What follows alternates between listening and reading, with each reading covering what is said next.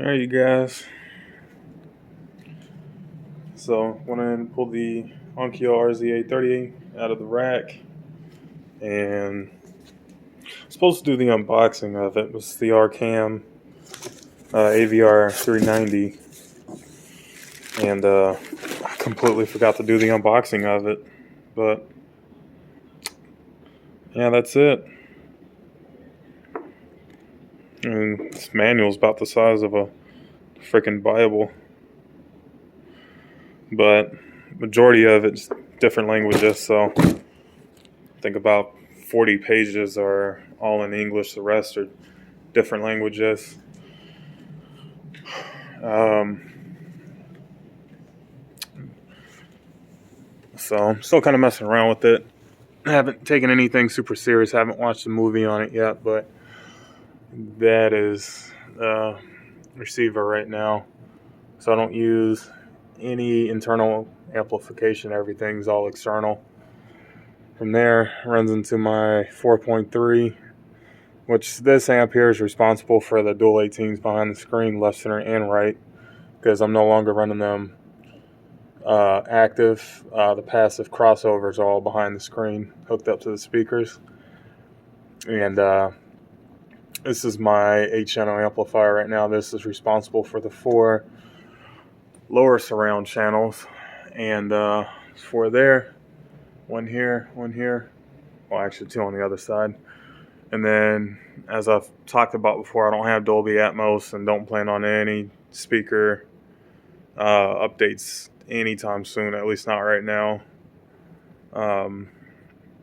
Because I've honestly heard Dolby Atmos, and I haven't really had a huge wow factor yet, and it's probably, I don't know, maybe it's because I've been using the Onkyo for the longest time, but I can tell you guys so far right now, after listening to this thing and getting the proper calibration software set up on this thing with Dirac enabled, this thing's a huge step up. I mean, I'm gonna wait for Dirac to open, but this thing even looks better than the Onkyo did on the rack. The only thing that I'm really missing between this and the Onkyo is I have no front HDMI on this thing. That's something I don't like, but it's not really that big of an issue because I can get up and easily come back here to the back side of my processor. So as I said before, no wires running to the back of that unit whatsoever besides preamp outputs. And just now I got to do some wire management because it looks like crap behind here. So, and I have my NVIDIA Shield sitting up here too, and the thing is smaller than I thought it was. That's my TP-Link mesh system. I had the upgraded system, but ended up taking it back and just kept this system here for a little while because, I mean, even speeds of up to 100, even though we're paying for speeds up to 400, it's still good enough for us. You know, we can still do 4K streaming. If you guys are asking about this, a lot of people that have mentioned use power amplifiers with it. You know, just use it as a processor if you want the most out of it. Which is the same thing I've been doing with the Onkyo. It just sounds so much better using power amplifiers. Now, I don't know. It's hard for me to justify if it's worth having a native processor. And what I mean by native is like straight XLRs on the back, no onboard amplifier. Now, I don't know if there is a way to turn off the internal amplification in there, like you can on the newer Denons, but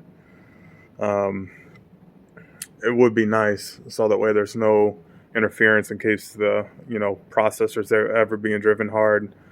None of the distortion that would be going through the amplifiers would go right back into the preamp outputs into my amplifiers. And then what I'm hearing from the onboard amplifiers of that machine, I'm hearing down into my QSCs. So I don't want that. So it would be nice to have that feature, but I think for I paid, what, $12.81 from Crutchfield. This one here is an open box unit, so that's why when you look at the box, I'm going to cover this up. It says outlet. So the same thing that I've done with the Onkyo. I didn't buy the thing brand new in the box. Save my money on that. I don't see the whole purpose of buying something brand new in the box when it's not really necessary. You know, it still has the 5-year warranty. I called Arcam earlier, and they said that here in the United States, even though the manual says that you have to go online to register your Arcam, you don't. It's already registered, 5-year warranty, still with the machine till this day. Another thing that I want to mention too, I don't go for latest and greatest. I don't. To me, it's stupid, guys. There's too many kinks and everything like that has to be worked out of the system. I can tell you guys right now with the Arcam, I'm getting no noticeable hiss. If there is any kind of hiss, it's coming from the amplifiers. It's like grounding issues I have to work on. But the Arcam has not put any noticeable noise into my speakers whatsoever. The difference in sound quality between this and Onkyo is night and day difference. I mean, out of the box, without calibration, this versus the Onkyo actually sounded better. Because the Onkyo was calibrated, everything was done. This thing was not calibrated yet, and this thing sounded a little bit cleaner. Not like super clean, but that was until I downloaded Dirac to my laptop, which is here, and completely got the software set up, got the file downloaded. And if you guys are wondering, this is what the microphone, hold on. This is what I love about the NVIDIA Shield. Turn on family room lights. All right, turning 3 lights on. So yeah, this is what the microphone looks like. This is the USB that goes at the bottom of it. It drives me nuts because there's no information on this thing whatsoever on YouTube. So a lot of people said stay away from Arcam. Some people say buy it. And I'm pretty sure Arcam went to complete shit after Harman took them over, because Harman doesn't make the best quality stuff. That's why Crown makes the crappiest sounding amplifiers out there, except for their iTech HDs or Macrotechs.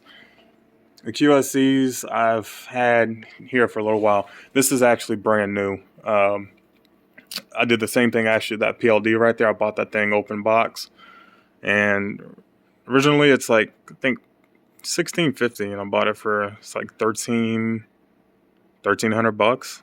So pretty much the same price of the amplifier. But I am pretty big on pro audio.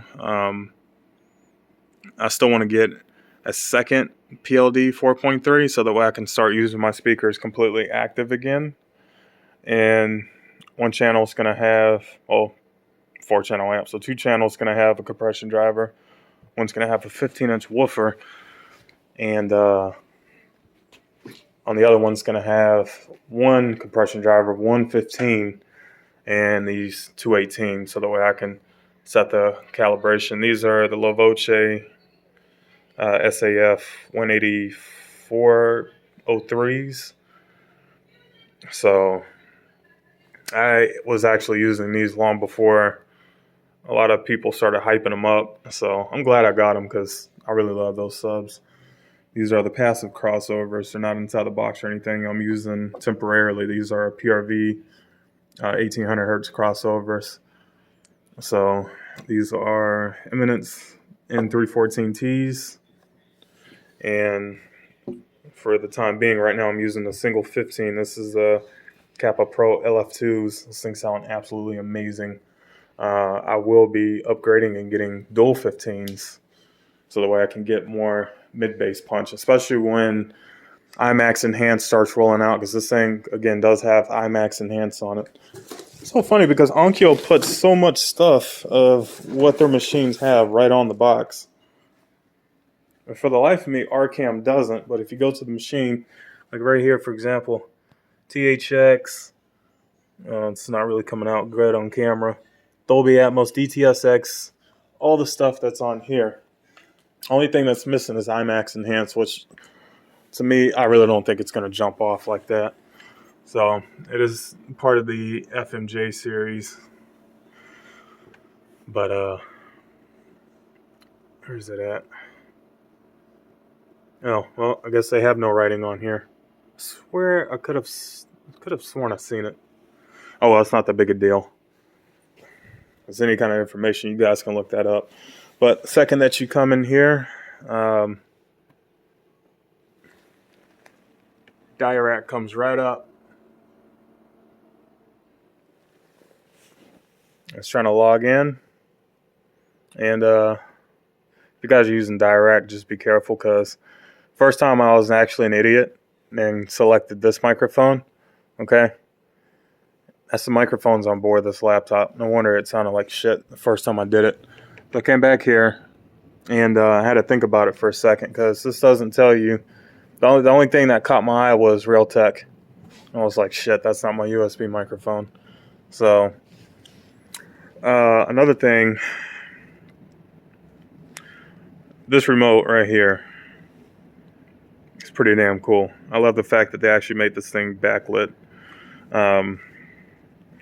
So right now I'm having to use this remote. This is also backlit. Kind of hard to see, but it is backlit. And this remote, again, backlit. I just realized all my remotes are actually backlit. So eventually all these are going to get replaced. They're just going to get put